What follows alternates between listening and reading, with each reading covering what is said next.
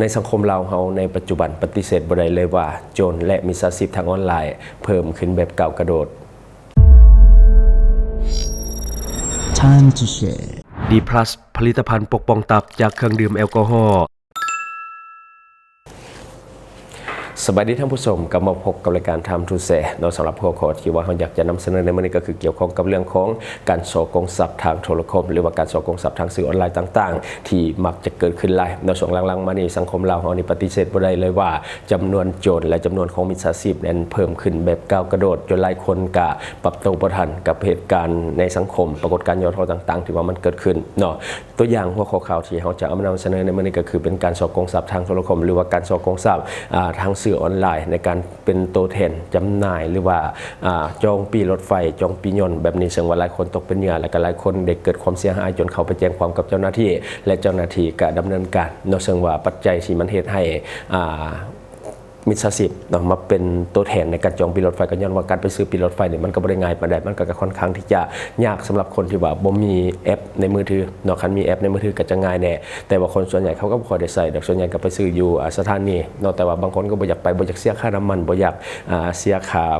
ฝากรถเนาะก็เลยว่าใส่บริการของนี่แหละตัวแทนจองผ่านสื่อออนไลน์แต่ว่ามาถึงมิจฉาชีพเนาะตัวอย่างคือข่าวที่เรานำเสนอในมื้อนี้ก็คือในวันที่24เดือน4ปี2025เนาะพันโทจิตรวงศ์สัญญาวงศ์หัวหน้าแผนกกองบัญชาการปกสเมืองนาไซทองนครหลวงเวียงจันทน์ได้ให้สัมภาษณ์ว่าในวันที่6เดือน1ปี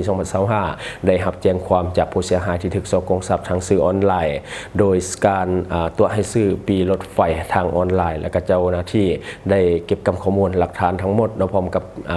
เก็บกำเส้นทางของการเงินของผู้กระทำผิดและก็ตกมาในวันที่4เดือน3ปี2025ทางเจ้าหน้าที่เมืองนาไซทองจึงได้สามารถกักตัวผู้กระทำผิดไว้ได้ผ่านการสืบสวนสอบสวนผู้กระทำผิดชื่อนางเพชรมณีอายุเพียงแต่22ปีเท่านั้นอาชีพหลักๆก็คือเป็นกรรมกรอยู่บ้านมีไซเมืองปากสันแขวงบริคำไซผู้เกี่ยวได้สารภาพว่าได้เริ่มกระทำผิดในรูปแบบฉกงทางออนไลน์นี่ตั้งแต่ปี2022เบื้องต้นแมนได้ใช้สื่อ Facebook MN เพื่อโฆษณาขายปีรถไฟเนาะซึ่งเหตุให้มีหลายคนได้ลงเสียและก็โอนเงินค่าจองปีผ่านบัญชีเม็ดมณีอินทวงศ์เนาะแล้วก็บล็อก Facebook ของผู้ที่ว่าโอนเงินมาจองปีรถไฟหรือว่าจองปียนต์หั่นเนาะแล้วก็เหตุให้บ่สามารถที่จะติดต่อได้หลังจากนั้นผู้เกี่ยวก็ได้มีการเปลี่ยนชื่อ Facebook เนาะจากMN มาเป็น MMN อินทวงศ์รับจองปีFacebook นี่เนาะผู้เกี่ยวได้มีการโฆษณาขายปียนต์นครหลวงเวียงจันทน์ไปหาหัวพันหรือว่าไปหาซ้ำเนื้อโดยซึ่งมีหลายคนได้ส่งจองปียนต์นำลาวเมื่อผู้เกี่ยวได้รับเงินโอนแล้วเนาะจึงขอไปยกเลิกปียนต์ตอนแรกก็คือมีการจองจริงแต่ว่าพอลูกค้าเนาะได้มีการโอนเงินมาให้เนาะเราก็ไปยกเลิกปียนต์เท่ากับว่าบ่มีการซื้อบ่มีการจ่ายเงินจริงเนาะซึ่งว่าเงินที่ลูกค้าโอนให้ก็จะเข้าบัญชีของเราโดยตรงเนาะเห็นให้ลูกค้าไปใช้งานแล้วมันบ่ได้เนาะก็คือจองจริงแต่ว่าไปยกเลิกตำลังเนาะก็เอาเงินไปฟรีๆแล้วก็ลูกค้าเวลาไปใช้งานแท้เนาะขึ้นยนต์บ่ได้อันนี้ก็เกิดความเสียหายจนหลายคนบ่พอใจและก็เข้าไปแจ้งความกับเจ้าหน้าที่จนไปสู่กับการนำจับเนาะและต่อกับเหตุการณ์ดังกล่าวนี้เนาะเป็นเหตุการณ์หนึ่งที่สร้างความเสียหายให้แก่พ่อแม่ประชาชนจำนวนหลายในปัจจุบันเจ้าหน้าที่ตำรวจเมืองนาไซทองกำลังดำเนินการสืบสวนเก็บข้อมูลเพิ่มเติมฉะนั้นจึงขอแจ้งมายังพ่อแม่ประชาชนหากท่านใดเนาะถือผู้เกี่ยวตัวโยนหลอกลวงขอให้พวกท่านเข้ามาแจ้งความต่อแผนกตำรวจเมืองนาไซทองแล้วก็แจ้งข้อมูลไปที่เบอร์02056989878เนาะห้อยเอกวิรกรธรรมวงศ์เพื่อจะได้ดำเนินคดีกับผู้เกี่ยวตามกฎหมายต่อไปเนาะอันนี้ก็เชิญเชิญสำหรับท่านใดที่ว่าเคยตกเป็นเหยื่อหรือว่าเสียเงินให้กับนางอันนี้ก็อย่าลืมไปหาเจ้าหน้าที่ตำรวจเนาะแจ้งความเพิ่มเนาะเอาผิดกับผู้เกี่ยวที่ว่าฉกงทรัพย์ของพวกเฮาเนาะและนี่ยังเป็นมิจฉาชีพอ่อนประสบการณ์เนาะก็คือยังบ่ค่อยเก่งไปได้สำหรับเซานี่เนาะที่ว่าไปเป็นมิจฉาชีพก็คือที่จริงเนี่ยมันนำจับบ่ได้ยากเลยเพราะว่าการฉกงลักษณะแบบนี้นี่เนาะสืบหาต้นตอได้ง่ายสืบจากเบอร์โทรก็ได้เพราะว่าก่อนที่เขาเจ้าจะตกลงซื้อขายกันหรือว่าจองปีโอนเงินให้กันก็มีการโทรหากันอยู่แล้วบอกว่าจะทาง Facebook หรือว่าทางเบอร์โทรก็ดีเนาะแล้วรวมทั้ง เลขบัญชีธนาคารเนาะรวมทั้งเลขบัญชีธนาคารนี่มันก็สืบได้ง่ายเพราะว่าในบัญชีมันก็มีทั้งเบอร์โทรมีทั้งที่อยู่เลขบัตรประจำตัวทุกอย่างเนาะมันมีครบหมดเลยฉะนั้นเนาะบ่ยากที่จะนำตัวเนาะสืบจากเบอร์โทรให้ง่ายเนาะเพราะว่าชั่วโมงนี้เบอร์โทรก็ลงทะเบียนหมดแล้วท่านที่กำลังเฮ็ดอยู่เนาะเรื่องของการฉ้อโกงหรือว่ากำลังคิดจะเฮ็ดหรือว่าหาเงินด้วยการฉ้อโกงแบบนี้ให้เปลี่ยนความคิดซะเนาะเพราะว่าตำรวจนำจับบ่ได้ยากเลยเนาะใช้เวลาหน่อยเดียวก็สามารถนำจับได้แล้วเพราะว่าข้อมูลเรื่องของบัญชีข้อมูลของเบอร์โทรเนาะสามารถที่จะค้นหาได้ง่ายมันยังมีรายอาชีพที่สร้างรายได้ดีมันก็คาดว่ามักทางออนไลน์แท้ๆเนาะก็ไปซอกเครื่องซอกของมาขายหรือว่าเฮ็ดเป็นคอนเทนต์ครีเอเตอร์ต่างๆก็สามารถสร้างรายได้เช่นเดียวกันบ่จำเป็นต้องไปซอกโกงเพราะว่ามันเป็นสิ่งที่ผิดกฎหมายเนาะเห็นแล้วก็ต้องถูกจับแบบนี้สาเหตุที่พาให้คนตกเป็นเหยื่อได้ง่ายสำหรับผู้ที่ว่ามารับจองปีอย่างต่างๆเนาะก็คือการจองปีรถไฟนี่มันก็ยากอยู่ถ้าว่าบ่มีแอปต้องเข้าไปนี่แหละเข้าไปจองอยู่สถานีเนาะ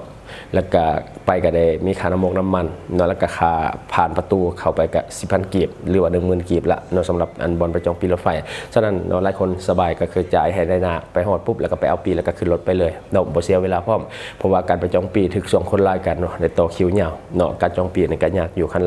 ันว่าอย่างให้ง่ายจองผ่านแอปเอาเนาะการจองปียนต์ไปหัวพันหรือว่าสำเนาในปัจจุบันก็ยากเช่นเดียวกันเนื่องจากว่าคนใช้บริการหลายเนาะ2หลังๆมานี่ใช้บริการการบินหลายกว่าที่จะเดินทางด้วยรถเพราะว่าเนาะสาเหตุก็คือเส้นทางเวียงจันทร์สำเนานี่มันบ่ค่อยดีปานใดละกะมันเป็นเส้นทางที่ค่อนข้างที่จะอันตรายเนาะหลายคนก็เลยว่าบ่อยากขับหลีกเลี่ยงความเสี่ยงคนจึงหันมาเดินทางกับสายการบินแทนเนาะเที่ยวบินก็ปกติเนาะก็คือพอคนมันมาใส่รายเพิ่มเนาะรายขึ้นมันก็เฮ็ดให้เที่ยวบินมันบ่เพียงพอฉะนั้นจึงเฮ็ดให้คนญาติปีกันเนาะหลายคนก็เลยว่าใช้บริการเรื่องของนายหน้าในการจองปียนต์มันจึงได้ไวและก็มันแน่นอนกว่าแต่ว่ามาถูกเป็นมิจฉาชีพหลอกซ้ำเนาะคือทุกมื้อนี้เนาะมิจฉาชีพกับโจรนี่เพิ่มขึ้นแบบก้าวกระโดดแท้ๆเนาะหลายคนน่าจะเห็นนำกันการนำเสนอข่าวของแฟนเพจต่างๆที่ว่าอยู่ในสปป.ลาวของเฮาก็คือแต่ละมื้อนี่จะมีแต่ข่าวโจรลักรถโจรงัดแงะโจรขึ้นเรือนลายกระโดดเนาะฉะนั้นนี่เห็นได้ชัดเจนว่าการเพิ่มขึ้นของโจรและมิจฉาชีพทางออนไลน์นี่มันเพิ่มขึ้นแบบก้าวกระโดดแท้ๆการใช้ชีวิตเนาะก็ต้องมีสติทางทรัพย์สินและก็ชีวิตของท่านเพราะซุมื้อในการปุ้นจี้ชิงทรัพย์ก็เห็นเรื่อยๆเนาะตัวอย่างคือพวกแท็กซี่ขับรถกลางคืนนี่ถูกจี้หลายเนาะที่ผ่านมาก็มีคนเสียชีวิตจากเหตุการณ์ถูกจี้ถูกปุ้น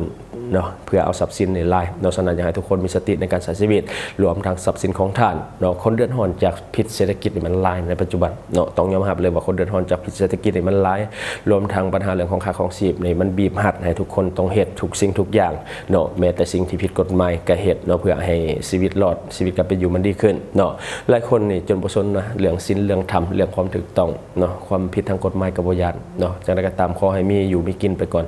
นคือสิปุ้นจี้ชิงทรัพย์ก็เฮ็ดไปหมดยุ่งเกี่ยวกับยาเสพติดค้ายาเสพติดหรือว่าการฉ้อโกงทรัพย์ก็เฮ็ดไปหมดเนาะเฮ็ดจังได๋ก็ได้ให้ตัวเองมีชีวิตรอดในแต่ละวันเนาะจังได๋ก็ตามขอให้ทุกคนเนาะขอเป็นกำลังใจให้ทุกคนที่กำลังเผชิญกับปัญหาเรื่องของค่าครองชีพและก็ค่าใช้จ่ายในครอบครัวบ่เพียงพอ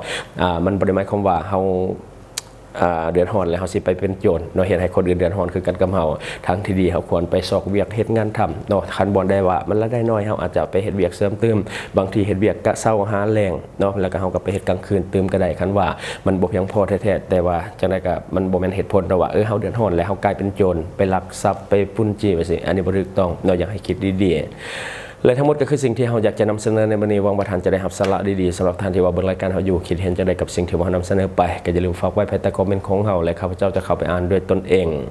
และขอฝากสำหรับท่านที่ว่ามักดื่มสายเมาเนาะอย่าลืมปกป้องตับของท่านไว้ก่อนเพราะว่าการดื่มแอลกอฮอล์ก็คือฤทธิ์แอลกอฮอล์จะทำลายเซลล์ตับโดยกงมันบ่แปลกเลยว่าเป็นหยังเฮาดื่มแอลกอฮอล์ตลอดจึงเฮ็ดให้เป็นพยาธิตับแข็งได้ง่ายรวมทั้งการกินดิบกินแดงรับก้อยใส่จุเลือดแปลกเนาะล้วนแล้วแต่เป็นพาหะนำโรคเข้าสู่ร่างกายของท่านโดยเฉพาะพยาธิใบไหม้ในตับเนาะฉะนั้นอย่าลืมปกป้องตับของท่านด้วยผลิตภัณฑ์ดีพลัสของเฮาตัวนี้สามารถแก้อาการเมาค้างได้ดีท่านใดที่ว่ากินแล้วเนาะดื่มแล้วกลางคืนตื่นเช้ามาแล้วง่วงซึมเนาะยังนอนตลอดเวลาเมาค้างอยู่ตลอดเวลาฉะนั้นกินตัวนี้ใส่ก่อนไปเฮ็ดเวียกเนาะและก็เข้าฝากเนาะในปัจจุบันเงินกีบอย่างอ่อนค่าอยากให้ทุกคนช่วยพยุงค่าเงินกีบให้กลับมาแข็งค่าดังเดิมและก็อย่าลืมส่งเสริมสินค้าที่เป็นของคนลาวที่ผลิตภายในลาวเพื่อลดพรการนำเข้าสินค้าที่บ่จำเป็นจากต่างประเทศและสำหรับท่านที่ว่าเบิ่งรายการเฮาอยู่ถ้าคิดว่ารายการของเฮามีสาระหรือว่ามีประโยชน์อยากส่งเสริมอยากซัพพอร์ตอยากจะให้กำลังใจทีมงานของพวกเฮาก็อย่าลืมกดติดตามช่องเพราะว่าการกดติดตามช่องถือเป็นช่องทางเดียวที่จะเห็นให้ทีมงานของเฮามีรายได้และก็มีกำลังใจในการผลิตคอนเทนต์ดีๆแบบนี้ให้ท่านได้ชมเรื่อยๆอย่าลืมให้กำลังใจทีมงานของพวกเฮาด้วยการกดติดตามช่องขอขอบใจ D+ ผลิตภัณฑ์ปกป้องตับจากฤทธิ์แอลกอฮอล์และเชื้อพยาธิจากอาหารดิบเหมาะสำหรับผู้ที่ดื่มเหล้าดื่มเบียร์หนักๆและกินอาหารดิบเป็นประจำแน่นอนทั้งสองอย่างทำลายตับโดยกงถ้าทานเปลี่ยนพฤติกรรมเสี่ยงของทานบ่ได้อย่าลืมปกป้องตับของทานด้วยผลิตภัณฑ์ D+ ของเฮาซึ่งมีการปรับสูตรให้เข้มข้นตอบโจทย์กับคนลาวและยังช่วยแก้อาการเมาค้างได้ดีหลังทานดื่มเหล้าและเบียร์ดื่ม D+ ทุกครั้งก่อนดื่มเหล้าและเบียร์และกินอาหารดิบจะช่วยกระตุ้นการเฮ็ดเวียกของตับให้ดีขึ้นอย่างเห็นได้ชัดเจน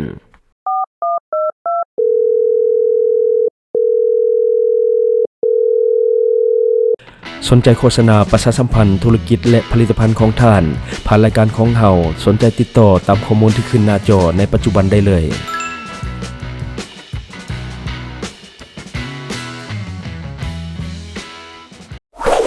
Subscribe for more video.